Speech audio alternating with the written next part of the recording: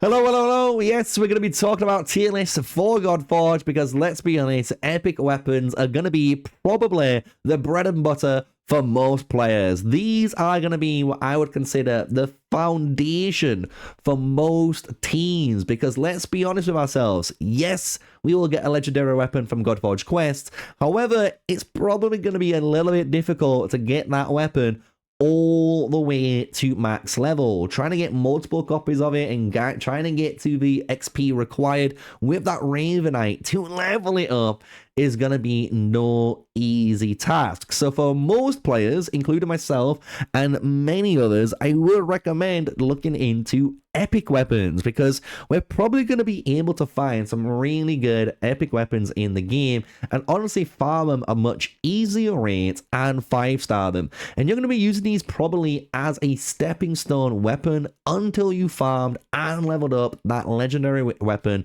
which is your best in slot. So with that information, smash like, comment, and subscribe. And if you want to learn a little bit more about Godforge, or if you want to join an amazing community like myself, come to Camp Half-Blood, because Camp Half-Blood, with myself, Adventures of Adam, the beautiful bearded man, we've got Mighty Zoo, as well as Bradbod and other content creators in here. We've got a bunch of just different sub-pantheons that you can join, from casual to competitive and hardcore players. And even if you're joining Godforge late, I'll be real with you, we've got some spare accounts free so you can get an account with a legendary weapon to maximize your start in the game. So come and join. Why not join some cool kids and degenerates and have a bit of fun and learn a little bit as well of Godforge. So with that, let's get into the video. Let's talk about the really cool stuff, and just remember to smash the like, comment, and subscribe. So firstly, let's break down these tier lists. What are these tiers? S tier is honestly going to be the best weapons I honestly think are out of these epics. E are going to be very, very good weapons that I believe that you can be using in the game.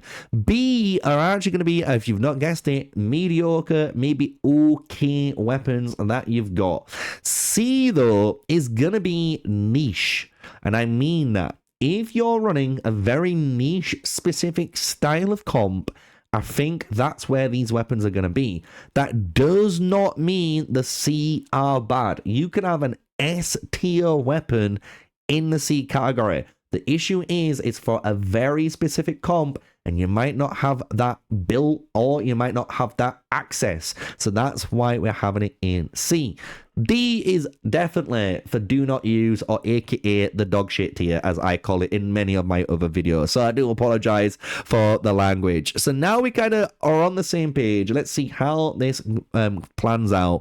And on top of this, we're going to go through all of these weapons E to Z, first time looking and giving you guys my opinion on them, right? So firstly, Ankh.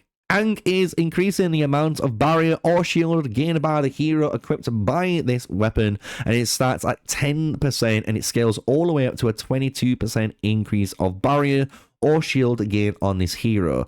Immediately it's a B tier weapon. Why?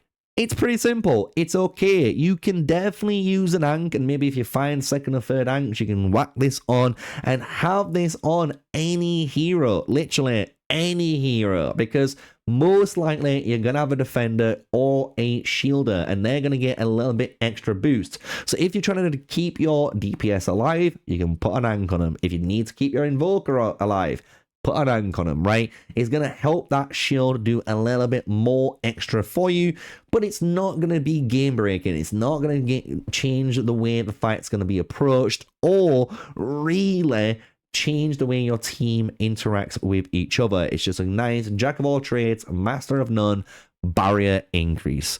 Now let's move on to Art of War. Gain 150, goes all the way to 450 divinity at the start of each wave. Now this is very important because it's the start of each wave, and as you can imagine, this is giving you at least by the third 1300 divinity guaranteed it's generating, which is a truck ton of divinity. The thing is with this, I think it's going to be in two camps, and I think this is going to be either an E weapon where many heroes are gonna honestly love whacking this weapon on. It's going to allow you to get to your ultimate sooner. So if you're even like a Sizzin, imagine Sizzin with Art of War. You're able to get that AoE, it's going to blast up your divinity, and the next wave, it's going to blast up even more. You're probably going to be able to ultimate very often with this actual weapon. At the same time, it can be classed as a C tier weapon. Why? Because the thing is, there's certain heroes in the game that would really, again, like to take advantage of this very high divinity that it gains. And these are heroes such as Hercules, because these heroes, if you've not guessed it, have got a very low divinity cost on their ultimates. This is only 500 divinity to cast, and each wave you're basically getting 450 of it. So with one attack, most likely, you've instantly got your 12 labors, meaning you're going to be able to stack up this very fast between turns and get your immortality online. And that's just one example of a hero in the game. There's going to be multiple heroes that really enjoy having this weapon on them, again, because of them having very low divinity costs. So I do think this is actually going to be an A tier weapon, and it could be on the brink, maybe, of being a secret S tier, honestly. But I'm going to be safe. I'm going to keep it in the A zone. Now, Bident. Turn meter reductions of 15%, going up to 33% less effective on this hero. And I actually do think this is a very powerful effect too, because they could be enemy teams that you go against in the campaign. They could even be potentially bosses in the dungeons that we don't know about because we don't know their mechanics. That lowers your turn meter, and if it does, that's going to absolutely suck, especially when you're trying to do DPS or you're trying to get a special effect off on the right turn so you can keep progressing through and dealing damage. And because of that, I actually do think it's going to be an A tier weapon again. I don't think it's going to be one that you might equip on every single hero, but I do think it's going to be one of these ones that you can equip on the right heroes that need it the most, that can either lock down targets, maybe get a special buff that you need off on the right turn. And because of that, it's gonna help you overall. And you're gonna think just having that turn meter reduction is quite nice. You know, it's basically a mini temporal effect that's on here. So really, really cool. Moving on, Bone Scythe. This is inflicting 30% increased damage to enemies below 33%, and this is going to 15%. And this is a very weird weapon because I have used many weapons like this on many games, and the thing is, with those games, it's a pretty fun thing to do. It lets you just basically finish off your enemies. However, in this game, I don't think that's something that you're going to need to do unless it's in specific scenarios. And if that's the case, I would rather just say build better damage through your gear, through your imprint, or it might be just a hero switch that you're needing to do to get that damage in. The thing is with this, some people might say, yes, it's good because you could potentially AoE someone down to 33%, and maybe with Lamash 2 imprint, for example, it does some damage and AoE and blows up and kills someone. That's increased by 30%, but these are very niche scenarios, and as you can imagine, I just don't actually think it's going to be that pulled off. And most of the time in these other games that I've played, these style effects are honestly not too strong. You can find much better things to be doing instead of doing that, such as just casting off your ultimate much faster. That might save you, or just blow up the enemy in one go anyway, right? So why not just do that instead of this? Chillheart. Defeating an enemy grants 10 to 70 divinity. And now this is going to be one which is going to probably stir up a lot of bother, because I think this is a staple, maybe epic weapon in many joint attack builds. Because again, if you're running something like a Hippolyta in an Olympus build, well, you're going to be defeating enemies quite easily through joint attacks, and the more you joint attacks, the more you defeat enemies, the more you get in divinity, and the more you get in divinity, and guess what? The more you get in ultimates off, which is very good. The issue is, though, it is only 70 divinity, which doesn't sound like much, But if you think about that, that is what? 280 divinity for 4 enemies killed, which is a lot, but it's not as much as the Art of War, which just gets you this no matter what. And because of that, I'm going to be a little bit more brutal, but put this in the B tier. I think it's an okay weapon. I think it's fine. And I think if you put it on your heroes, it's going to do its job, especially on DPS-based heroes. But I'd rather just run something like Art of War if I really want to generate divinity, and I don't need to worry about a requirement like killing someone to get the benefit of the divinity gain.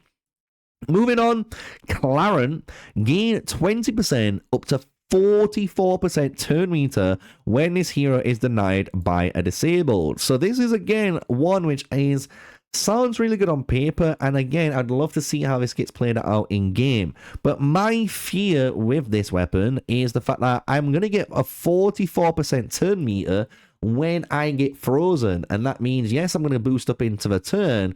But if it's their turn again before me and I get disabled again, it really doesn't matter if I get that turn meter increase. I'm getting disabled, and if I get disabled locked down, well, there's nothing I can really do about that. And because of that, I actually am going to put this in the D tier as well. I don't like this. I actually think the Scythe's better than this, but I could be completely wrong with that theory crafting. But hey, if I'm getting disabled, in my eyes, I'm getting disabled. And I've seen people play Despair Lock Anubis and know how devastating it is to get despaired, then try to come back, and then get despaired again through a joint attack, then try to come back, then get despaired again through another joint attack kill. So it's just one of those where I think it isn't going to actually be that powerful. Now, Crescent Blade is one which is going to probably catch people off, and it's going to be the very first C tier weapon, because strong hits are guaranteed to critical hit, and this is increasing the damage by 33%, but your hero cannot critical hit normally, meaning your normal attacks can never crit, but when your normal attack strong hits, it can. And it sounds a bit counterintuitive, and it doesn't sound as good at first. However, you got to think in the game, there's stuff like precision, right? As well as sharpen. Sharpen increases your strong hit chance and damage. If we go to our precision upgrade, this guarantees, as you can see, strong hits. So no matter what, if we can get a guarantee a strong hit attack, that means we can guarantee that we're getting this effect off, and on top of that we can really do some extra damage.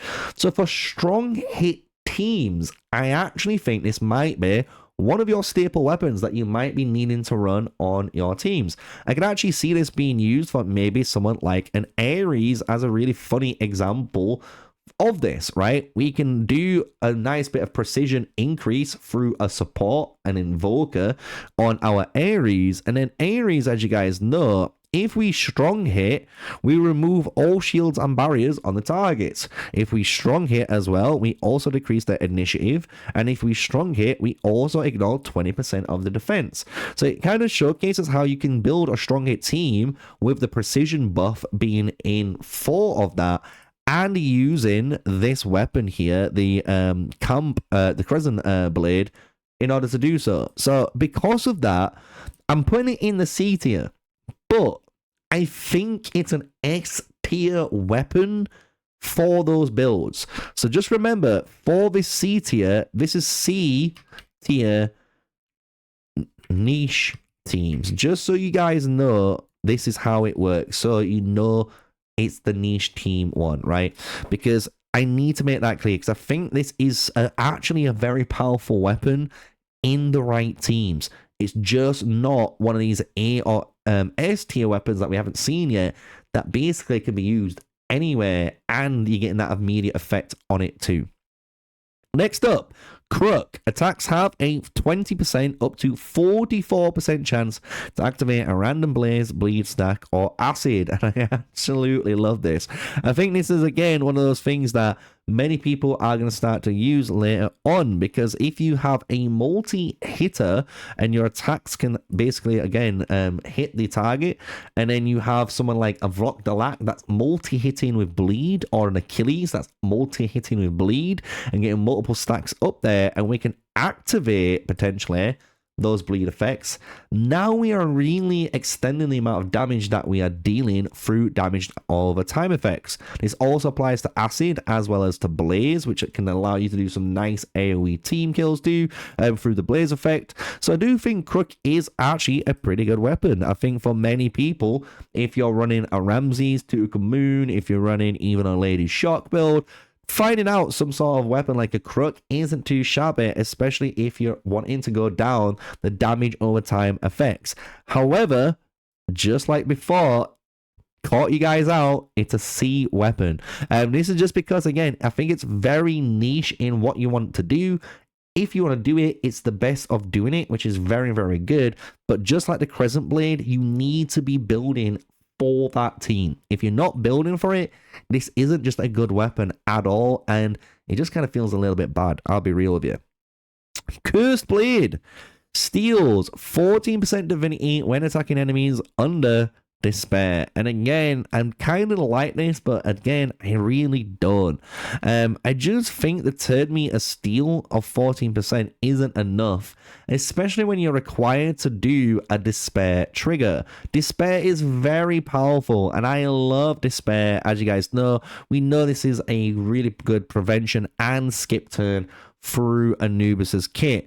But if we go to the heroes in the game and go to status effects and actually type in, obviously, despair here, you will see that the despair just debuff just isn't good. Like, it just is not good enough. So we got debuff, debuffs, drain, despair. There we go. Add filters. Yeah. So that's what we've got to work with. Obviously, there's more despair heroes in the game, 100%, right?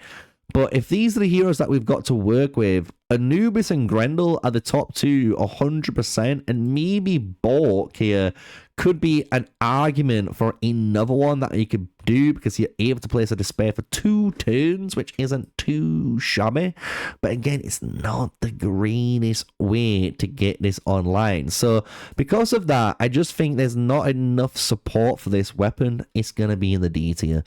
Moving on, Disease Talons. When placing a debuff, you have a 55% chance to increase the duration by 1 turn. And finally, for the very first time, we found an S tier weapon. Now, this is super freaking powerful, and it's freaking good for many different comps, because you got to think, if we're increasing the duration of any debuff, that means any of these red effects in game. And let's be honest, there's a lot of debuffers in the game. You can find anyone placing a debuff in this game. If you're running Sizzin, you're placing debuffs in this game. If you're running Ramses, you're placing debuffs in this game. If you're playing Guan Yu, you're placing debuffs in this game. Like, you are literally placing debuffs 24/7, it seems like, in this game.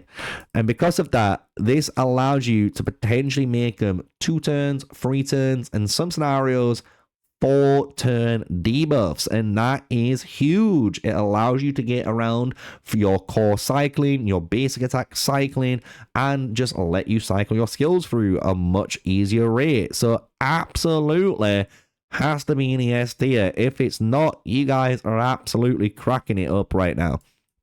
Moving on, Divine Bow. Additional hits against the same target has 22% increased damage, and it starts at 10%. And the thing is, this seems really freaking good on multi-hitters, right? As you guys have guessed it. And there is some really good multi-hitters in the game. You gotta think, people have picked people like Sun Wukong, right? Sun Wukong has a bunch of multi-hits in his kit. You can even pick someone like your Perun. Perun also has a bunch of multi-hits in there. You could pick someone like Artemis, also has a bunch of multi-hits. There's quite a lot of good multi-hitters in the game that you can run through, right? And because of that, I actually do think this is a good weapon. I don't think it's an S tier weapon yet, but I'm happy to be proven wrong. And why I'm happy to be proven wrong is, imagine you have like a insane DPS that has 100% crit rate with multi-attack, and then 22% of that damage is being increased on the same target. That could do some absurd numbers, especially for the multi-attacking teams and just general in those type of teams. And you got to think as well, when you're attacking, joint attacking, this is also adding up more damage over time. So I do think it's an A tier weapon, and it's almost on the brink of being an S tier weapon. And maybe this Art of War secretly is up here, but I'm gonna keep it there for now until later on in the video. Moving on, we got Fanax. Healing an ally has a 100% chance to heal this hero for 50% of its strength once per turn. And the thing is, this isn't too shabby either. I actually really like the Fanax. Fanax did get changed. This used to be called the Hecker, as people might recognize the name of it, or image of it. A very powerful weapon back in alpha, but the Fanax definitely is something to look at, because you got to think, as a healer, you could put the Fanax on yourself and you're gonna get a lot of value out of it. Like a Quetzalcoatl. Imagine a Quetzalcoatl doing this once per turn. It's quite huge. He can basic attack, get 50% of the healing from healing an ally, and then on top of this, then next turn, or in your next turn, joint attack and do it again. Pretty darn good. And especially if you're running heroes like Mend, you could mend and heal, and then heal yourself, mend again, heal yourself, mend again, heal, as you can see. So definitely, I think, a very good way to self-sustain your team, and I'm really interested to see what players or what teams actually use this Fanax for themselves in the future. Moving on, we got the Fangtuan Huaji, I want to say. Reduce the damage received by AoE attacks by 33%. And again, this one's a pretty easy one. I actually think it's a B tier weapon, just same like the Ankh and the other ones. This could be very good in the right scenarios, right? If there is a boss like Fafnir that does a ton of AoE attacks, it's going to help you obviously survive said AoE attacks. Does it mean you're going to run an entire team of this? Definitely not. But you might find this laying around. You might find it in the game. And put it on your DPS, or even put it on your Invoker to make sure they survive, is definitely something that we could be thinking about as a B-side weapon. Moving on, we got Frost Wand. Increase the hero's divinity by 110 when placing freeze. So this is very niche. I'm going to be honest, right? It's a niche base weapon. Is it S tier or is it A tier as that though? Honestly, I think it's A or B tier if we were taking out the niche category. Because the thing is, freeze is very powerful, and you got to think there's Skadi in the game. And if Skadi's in the game and she can place freeze by herself, and her divinity is by placing freeze, she gets divinity.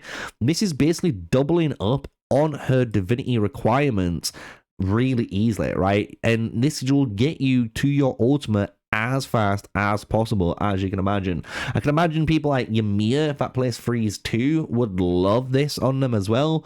But I do think it's going to be these freeze-based teams that are going to need it.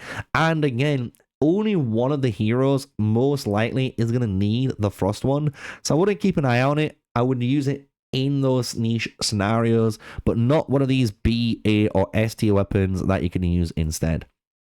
Galatine, you heal this hero by 5 all the way up to 11% HP when placing a buff on an ally. And again, Galatine is a pretty good one. You could put Galatine on a hero like Apollo, for example, right? So if you scroll up to Apollo, you gotta think you're able to place buffs very freaking easily, right?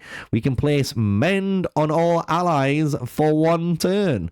So that means for every time we do this, we're getting 11% of our missing HP, or 11% of our HP healed onto our team.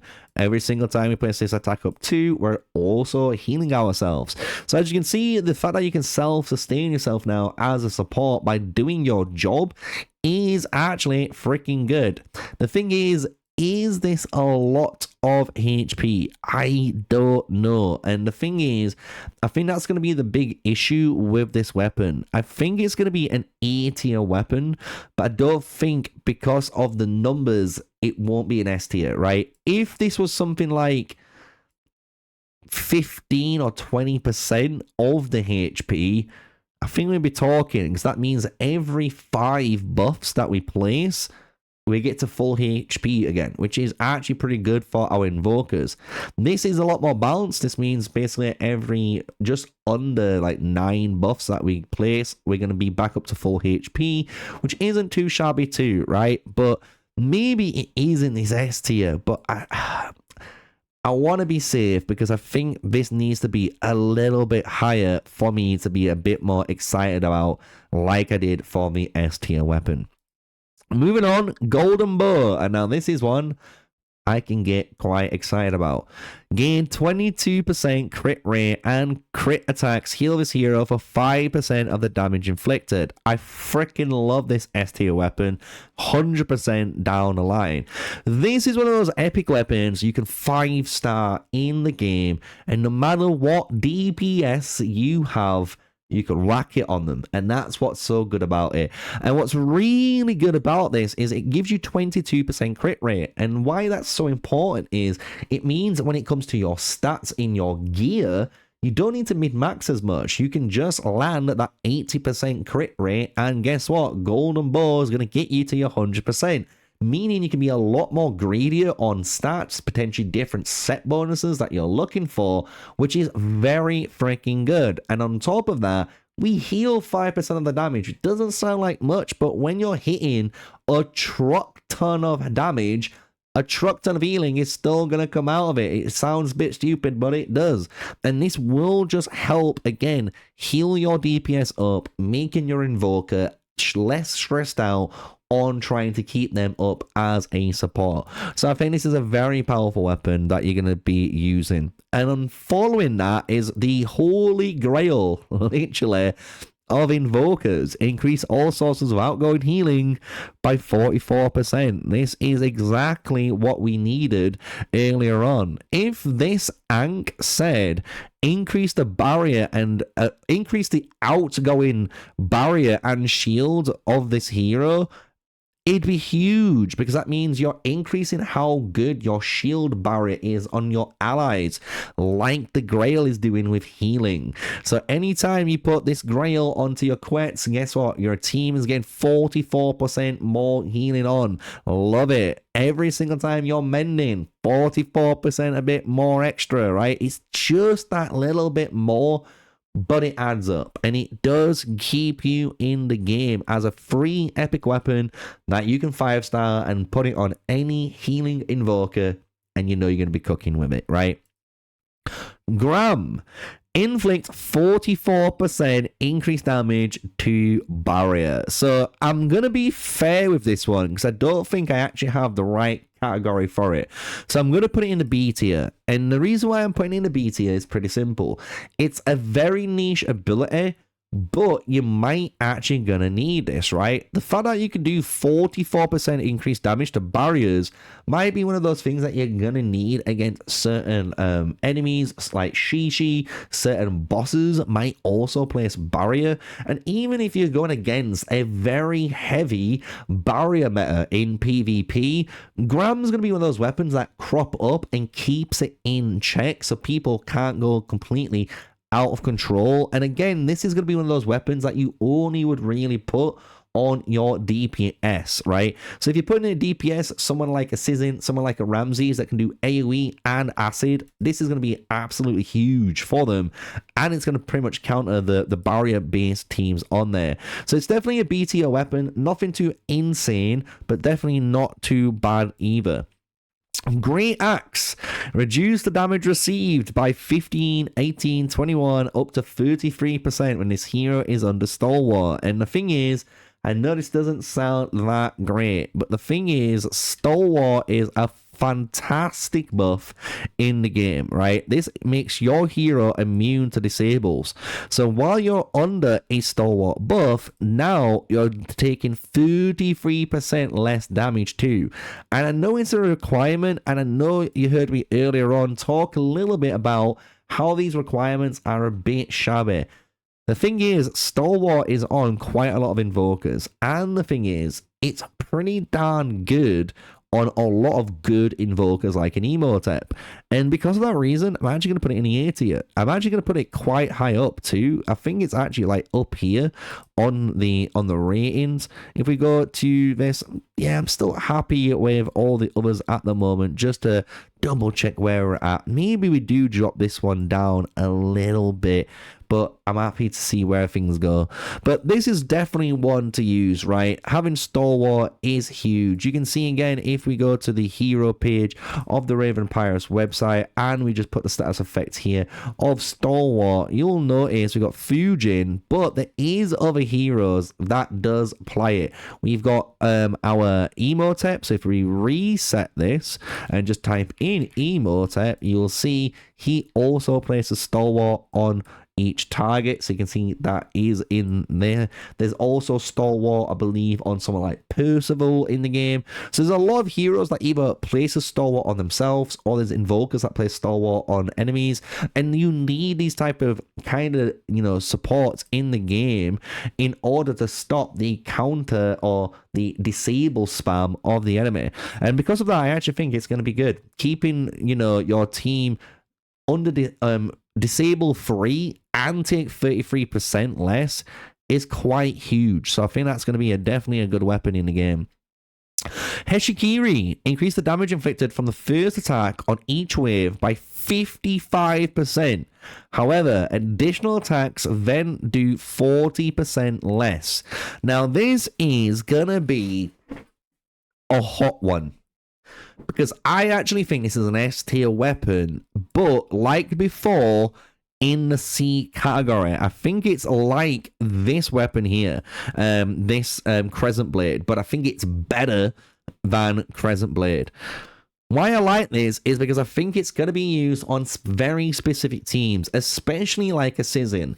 One hero that can AoE, AoE, and AoE, because that means every first attack is a massive AoE burst, and hopefully you have the damage to burn through them, meaning you burst in one turn, you burst the second turn, you burst the third turn, you've finished the stage. No more stage to go, right?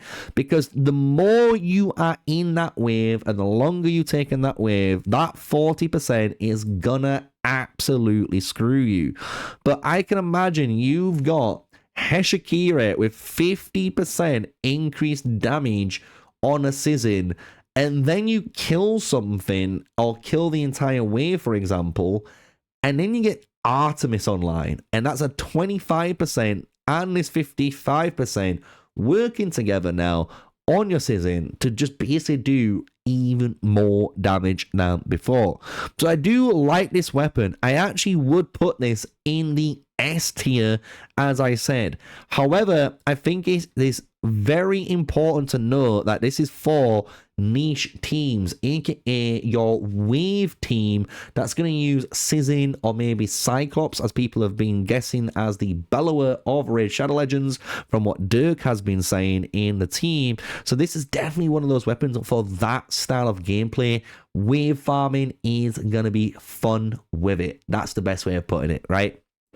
Moving on, we've got the Hunting, increased damage inflicted to bosses by 22%. I'm going to be honest, this is just a simple B.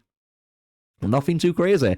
It's just going to be one of those weapons you're going to put on against certain heroes again, but it's your DPSs, and having your DPS having some free damage is always good, especially if you've not found anything better in the game, right? Especially if you've not found any legendary weapons that you can be using. It's not too shabby, and you got to think in the right scenarios. putting 22% on bosses with joint attacks does start to add up. It just keeps going and keeps going and keeps going, right? Because you're getting multiple instances of it.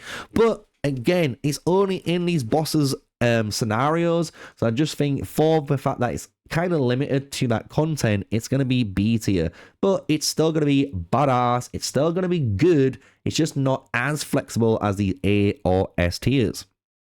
Moving on, we've got the Huntress, decreased target meter by 11% up to then down to 5% at level 1 when placing a disable. And I actually do think, again, this is a A-tier weapon.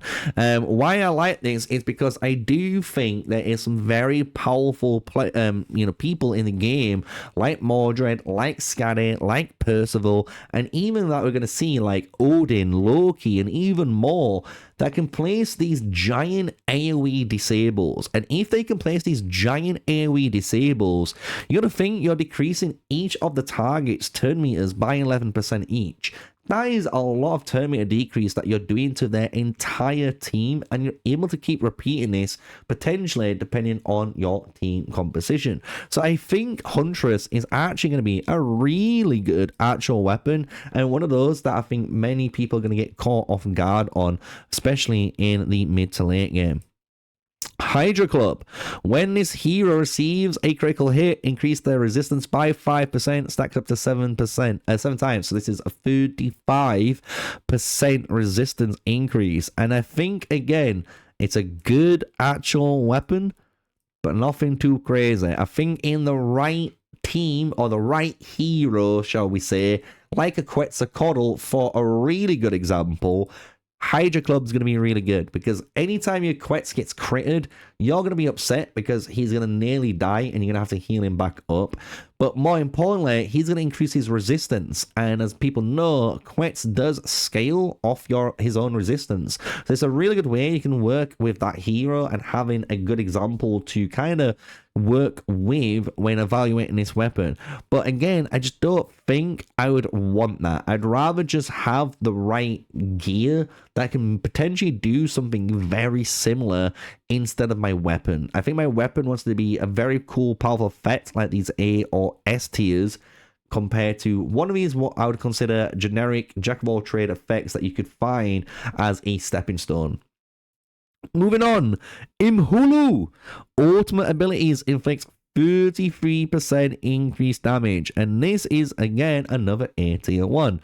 Doesn't sound that much compared to these guys, because again, these guys are very generic. But the thing is, like this generic one, ultimate abilities can be spammed very easily, and the fact that in this game you can go down an initiative build to generate a ton of divinity and just spam ultimates after ultimates after ultimates is definitely a way you can play the game. And because this is one of the really cool ways of playing the game, I can imagine Imhulu is going to be one of those epic weapons that you're going to need in those strategies. So I definitely can see this weapon being in an A tier weapon, and in the right scenarios with the right DPS, this is also going to do huge ultimate damage for your team.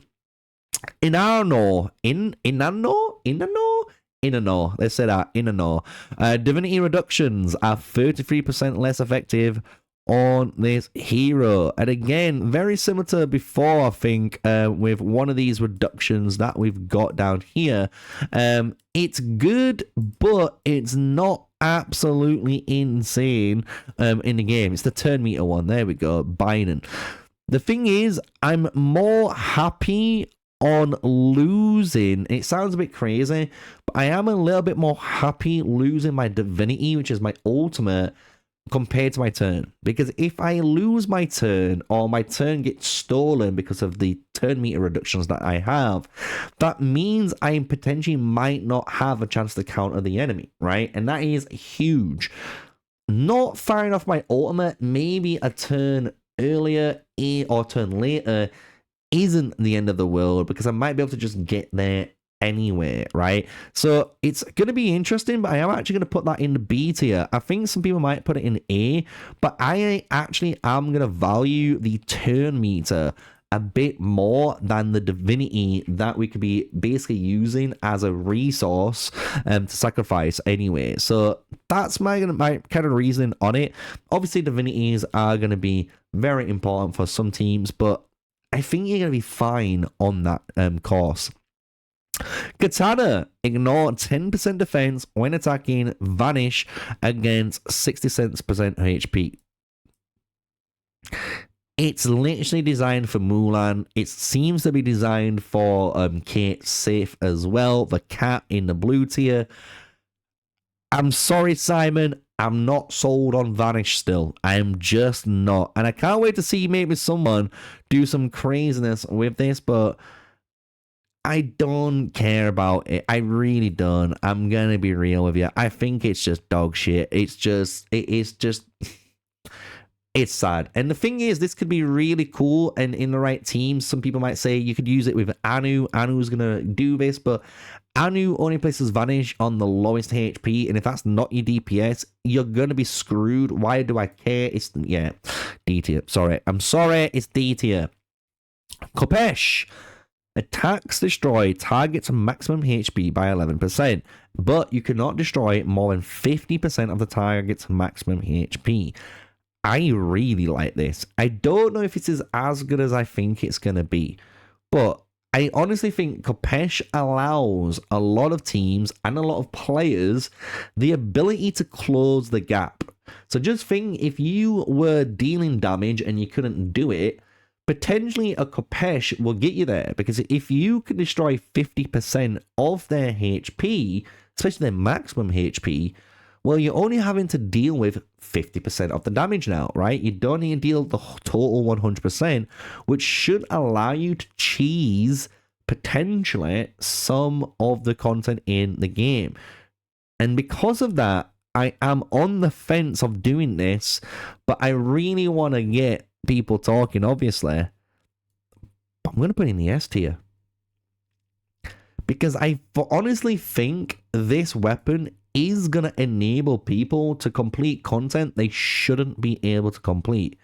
Especially if you're able to get more joint attacks in, right? If you get a Shishi or a Hippolyta and you have a Defender or Tian team, and you're able to get, or an Olympus team, and you're able to get joint attacks in, and this Kopesh keeps getting multiple triggers, it isn't going to take you that long to get this 50% stacked up and just nuke down whatever you're nuking down, while playing a very defensive and turtle playstyle yourself as maybe a free-to-play player.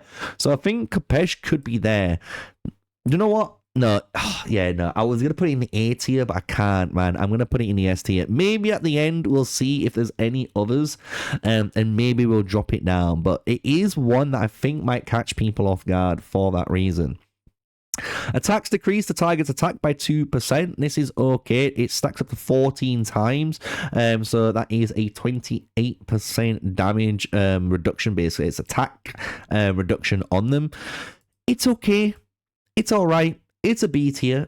I'll be honest, this might be really powerful later on, maybe in the A tier for dungeon bosses, as well as for bosses in general for Pantheon, because if you're able to reduce the, obviously, boss's attack down, well, guess what? We get to survive through it, and we get to kill them. So, do you know what? Actually, I've just convinced myself because of that, and yeah, let's put it up in the A tier. Actually, quite good being able to survive through if we can reduce their attack, place an attack down 2 on top of that, and give ourselves a defense up 2.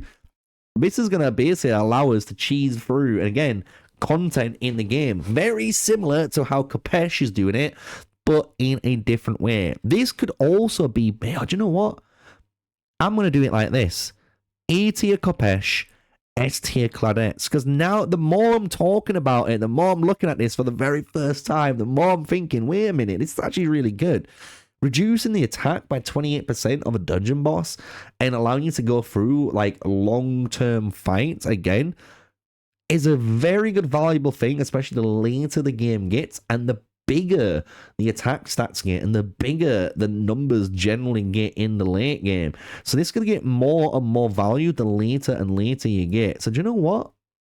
I am. I'm going to keep it in the S tier. I want to see if you guys agree. I'd love to hear your thoughts on it. But we're coming to the end. We've only got 11 remaining here on the list. And next up is the Liar, which is reducing the chance to get to weak hit by 22%. And this hero receives 50% increased damage from strong hits. So again, pretty good because it means we basically increase our chance of doing damage and decrease our chance of doing little damage. But I think, again, as you guys have guessed it, just like this one, and you know what, it could even be in a D tier, but it feels like it's going to be for those niche teams, those teams that require strong hits to go off. This is going to be kind of your go-to bread and butter that you can probably go and use for that. Because again, if you don't have any precision, this is going to help you do your strong hits, right? But the thing is, it's doing the damage side of it too, right? And the fact that it's a 50% increase of damage is huge compared to the 33% that you get from here. The difference is Crescent Blade guarantees you to critical hit on strong hits. You just need a strong hit. While here, it gives you better chances of potentially normal attacking or strong hitting by just obviously reducing your weak hit chance. But then you get that 50% increased damage. I'm kind of thinking about this and kind of talking about this myself. And yeah, no, I'm going to keep this on the C tier. I'm going to keep it in the C. I think it's going to be designed for very niche teams. And if it is, good on them, right? Moving in, Naginata. Increase the damage inflicted when countering attack by 22%. Actually, not a bad weapon. It's in the B tier. You'll notice this is going to be, again, good for certain heroes. There's some that do counterattack and can do really good amounts of counterattacks. If you're running Heimdall and you've got Retaliates going on, that classes as a counterattack. So guess what? It will increase. So it's not too shabby. You've got to be building around it. But again, I just think you can be doing better things than that. However, if your plan is to build a Heimdall Retaliate team, this is definitely one of those weapons that you're definitely going to be wanting to use in that composition. Moving on, we've got Pridwen. When this hero is attacked, you have a 44% chance to reduce the duration of a random debuff by 1 turn. And I absolutely love this. I think this is an A tier weapon. Why do I like this weapon? Because the thing is, you're going to think, if you're playing any sort of defender in the game, we could put ward on ourselves and we can put all of these different kinds of really powerful effects on ourselves. And if the enemy tries to do anything and tries to put a defense down on our defenders or anyone like that, guess what? It doesn't matter because we have that chance of reducing its reduction. It's a really good effect. Honestly, I could almost bump this up to an S tier because the fact that you can really force attacks through taunts as well is a viable playstyle, and especially on your tank that this is most likely going to be placed on, you can definitely guarantee the fact that having some sort of debuff is going to be on this hero, and the fact that you need the debuffs off in order to keep scaling up is valuable. But I don't think it's as insane as these S tier weapons so far. So I'm going to keep it in the air. I'm going to keep it in the air. I know, emotional roller coaster, but that's what this game is. Defeating an enemy grants 22% turn meter. Now, this is one that I think could be an S tier weapon. Why? Simply because I can put this onto any of my DPSs, and again, if I am playing a joint attack build, I can do some damage, do a joint attack, kill someone, kill someone, kill someone, and keep rotating, hopefully the turn meter in my favor, and just keep going off in one go. So really like Red Lust for that joint attack playstyle, and to be honest, there's a lot of joint attacks in the game that we've seen through imprints and through teams, and the fact that we can cheese turns, I'm all about it. So I do think this is going to be potentially an S tier epic weapon in the game.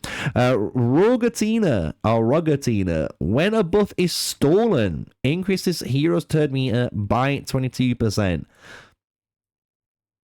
I think it's just a D tier weapon. I'm sorry. The reason why I think it's this is because I think buff stealing is a very niche team. There is heroes do it like Pandora, and I believe there's heroes like Set potentially that also steals buffs, and there is buff stealing available in the game. However, what I've noticed, especially through alpha and especially talking to people, those type of teams haven't got that much of the spotlight, and they're not been that impressive.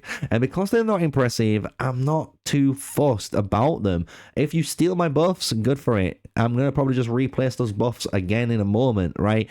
But this could be a potential sleeper pick, and this might be me getting caught out right now with my knickers down, right? Pants down on between my ankles, right? And you guys are going to be laughing at, holy shit, 6 months from now, this weapon is massive, right? Everywhere, meta weapon in the game. But for me, I don't see it. Sea Spear. When this hero revives an ally, you have a 100% chance to reset their core ability cooldowns on target. Now, this is going to catch everyone off guard because, again, I think this is a very powerful weapon. I need to make that clear. But it's in the seed tier. But it's the best freaking one. Because the thing is, this is designed for heroes like Quetzalcoatl. This is designed for your Isises, right? This is also designed for, I'm trying to think who else revives in the game. But basically anyone reviving is good. And you got to think this is when your Isis revives an ally.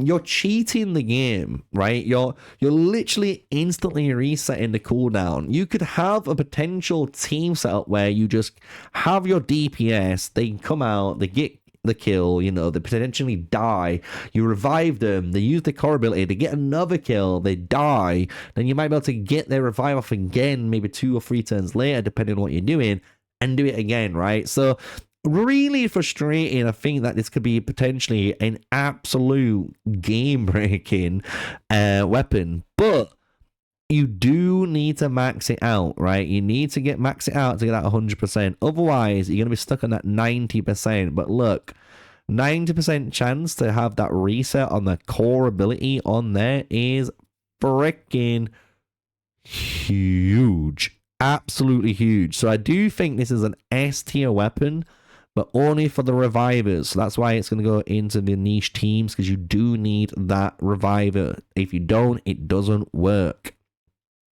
Sharo, right? Increase the damage inflicted when joining attacks. I'm going to be honest, this is an A tier weapon. This is fucking insane. I use this. I think many people use this in the beta, in the alpha wave 2 and 3 we use this. And it was really good while you was waiting for that Solar Edge, I think it was called, the legendary version of this. But what a really good weapon, because you got to think you're going to be able to join attacks, right? You can put this on your Guan Yu, you can put this on your Ramses, you can put this on any of your DPS. And again, if you have even defenders with this on, right? If you attack with a Shishi, you attack with a Shamash, you attack with an Aphrodite, whoever is joining in that attack is getting 22% increased damage on top of the damage that they're getting added on, right? It's fantastic. I think everyone will agree. Really good weapon. It's definitely not a B tier weapon, or C or D. So definitely in the A tier. Could arguably be in the S tier, but I'm going to keep it in A. Moving on, Spartan Shield increased the leader bonus effectiveness by 33%. And the thing is, I'm going to put this in the S tier for a simple reason. I think this is one of those weapons you can max out, 5-star this weapon, and guess what?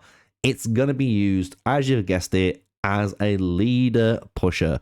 So whenever you're going into certain areas, maybe you really need an insane amount of defense to just survive. And having someone like a Svarog with a really high defense, 33% in dungeon battles, and then increasing his effectiveness even further, is going to allow your team to survive better, potentially scale better, and do even more. This again helps on any type of leader bonus. If you need the speed, you've got the speed. That means you can be a bit more greedier, less needs on the gear stats, right?